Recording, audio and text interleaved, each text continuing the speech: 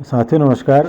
एक महत्वपूर्ण सूचना और एक इम्पॉर्टेंट न्यूज़ लिस्ट के रिगार्डिंग भी और जो प्रत्यावेदन सूची जारी हुई है उसके बारे में कुछ समझ लेते हैं। क्या बोला गया और किन किन के बारे में इसमें डाउटफुल आया वो देख लेते हैं। देखिए जो है बागेश्वर की जो प्रत्यावेदन सूची है, जो विशेष शिक्षा के पदों पर जो पद जारी किए गए थे, आवेदन लिए गए थे बागेश्वर ज़िले द्वारा, उनके द्वारा प्रत्यावेदन सूची जो है जारी कर दी गई है। संबंधित अगर आप देखना चाहें तो वेबसाइट पर देख सकते हैं, अपलोड कर दी गई है। उपर्युक्त विषयक इस कार्यालय के आदेश संख्या प्राथमिक शिक्षक नियुक्ति 248 राजकीय प्राथमिक विद्यालय 25-26 दिनांक 17 दिसंबर 2025 के द्वारा राजकीय प्राथमिक विद्यालय में सहायक अध्यापक प्राथमिक विशेष शिक्षा द्विवर्षीय ग्रेड 3 के रिक्त पदों की पूर्ति होती पात्र अभ्यर्थियों से आवेदन पत्र आमंत्रित किए गए थे। अप्राप्त आवेदनों की सूची प्रत्यावेदन होती विभागीय वेबसाइट पर अपलोड की जानी है और यह जो है अपलोड कर दी गई। अगर आप जितने भी अभ्यर्थी हैं, जितने ऐसे हैं जिन्होंने बागेश्वर ज़िले में आवेदन किया था विशेष शिक्षा के पदों पर, तो वो अपनी प्रत्यावेदन सूची विभागीय वेबसाइट पर देख सकते हैं और जिनकी जो कमियां हैं वो सारी अपनी डिटेल्स जो हैं उनके कार्यालय की जो मेल आईडी है उसमें डाल दें। अगर मेल आईडी जिसको नहीं मिल रही है वो हमारी पुरानी वीडियोस देख सकते हैं, उसमें हमने मेल आईडी सारे ज़िलों की बता रखी है, तो आप उसमें भी चेक इन कर सकते हैं और देख के पता कर सकते हैं किससे क्या क्या करना है और सारी डिटेल्स सेम रहेंगी आपके। ठीक है, जैसे आप देख सकते हैं पहला है शिवांगी राज शर्मा, उनके उसमें क्या क्या बोला गया देख लेते हैं एक बार। इनके क्या क्या डॉक्यूमेंट्स हैं देखिए, सारा सब इनके उसमें कोई अभियुक्ति नहीं दे रखी इन लोगों ने। ठीक है, और एक के उसमें देखो क्या दे रखा, आयु कम दे रखी है।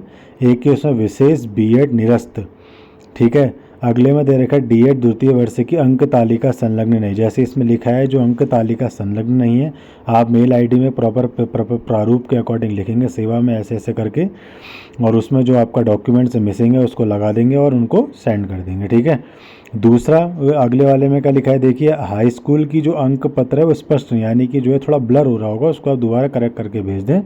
यहाँ पर लिखा है स्थायी निवास अप्राप्त, तो इस प्रकार से जो है इसमें लिखे रहेंगे। आप पूरी लिस्ट जो है विभागीय वेबसाइट पर देख सकते हैं और सारी चीज़ों की आप जांच कर सकते हैं कि किसके उसमें क्या क्या कमी आई पाई गई है, और कमी का निस्तारण आप तुरंत कर देंगे विभागीय वेबसाइट की मेल आईडी और आने वाले 10 से 15 दिन में आपकी भी जो है काउंसलिंग प्रक्रिया शुरू हो जाएगी। कुछ अभ्यर्थियों का ऐसा भी कहना था कि सर हमारा 10th और जो है 12th के या किसी कोई अन्य डॉक्यूमेंट्स अगर उनके उसमें शो नहीं कर रहे हैं या कोई नंबर उनके शो नहीं कर रहे हैं, तो आप लोग क्या कर सकते हैं, उनकी ही डॉक्यूमेंट्स की जो है कॉपी उनको भेज सकते हैं, और किसी के डेट ऑफ बर्थ में अगर गड़बड़ी है तो 10th के मार्कशीट उनको भेज सकते हैं। ठीक है, उनकी मेल आईडी में।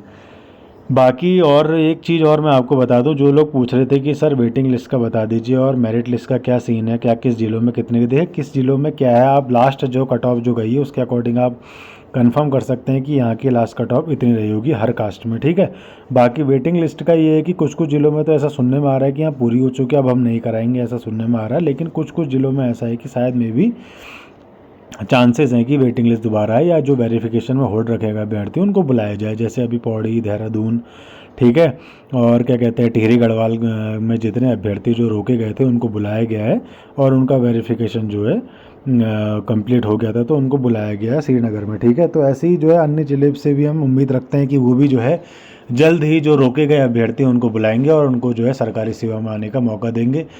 ठीक है, बिल्कुल।